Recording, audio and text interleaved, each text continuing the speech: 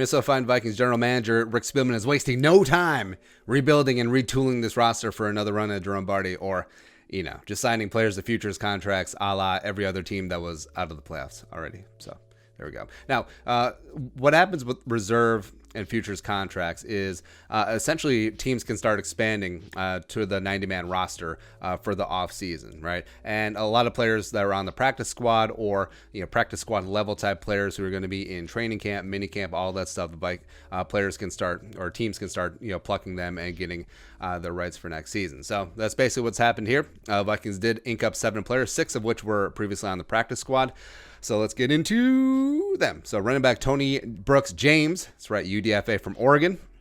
Initially was with the Falcons in preseason, had 25 carries, a $180, and 2 tutties in preseason this year with the Falcons.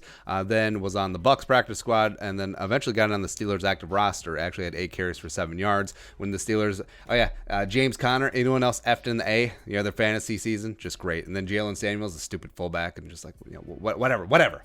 He joined the Vikings practice squad on December 11th, and now he's going to be on the 90-man roster heading into camp next season. Also joining him is practice squad quarterback legend Jake Browning, UDFA out of Washington, was a 4-year starter, is the Pac-12, Pac-16, wherever they're calling nowadays, all-time passing leader or something like that. Anyways, big project.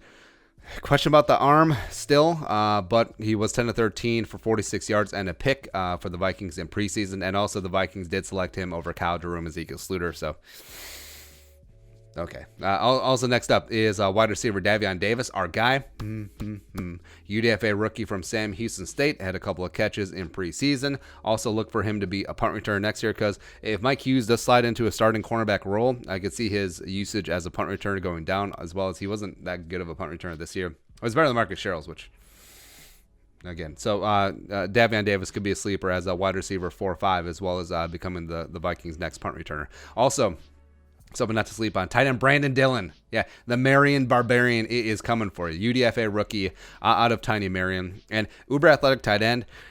Needs to work on blocking, but, he put up some electric plays both in practice and in preseason, had 8 catches for 95 yards in the aforementioned preseason, so interesting to see what he can do in year 2. Also signed to a futures contract, cornerback Mark Fields. Now, UDFA cornerback from Clemson, and if you remember, he was the one picked up by the Chiefs and then spent preseason with them, and then right before the beginning of the season, the Vikings shipped a 2027 rounder to Kansas City for his rights before the year. I was on the roster for like 2 weeks. This is when the Vikings were sweating the suspension of Holton Hill, as well as a couple of injuries. But then they cut him, put him on the practice squad. It's worthy of note that when they decided to elevate a cornerback to the active roster, they picked Chris Boyd over Mark Fields. But, with the Vikings cornerback room likely going to have a lot of turnover this year, leave no stone unturned. That's why the Vikings have, the rest of the futures contracts are DBs. So next up is cornerback Kevin Hall, UDFA defensive back from North Tejas, was initially on the Chargers practice squad before being scooped up by the Vikings. He's going to be in camp with the Purple.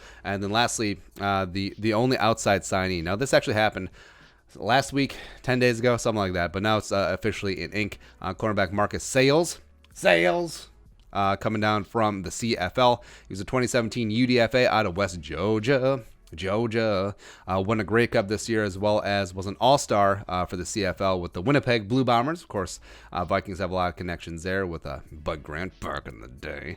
So we'll see what Marcus Sales can do when he gets turned up in August in Mankato. Crap, we're not in Mankato anymore, in Eagan. Powerful South Metro represent.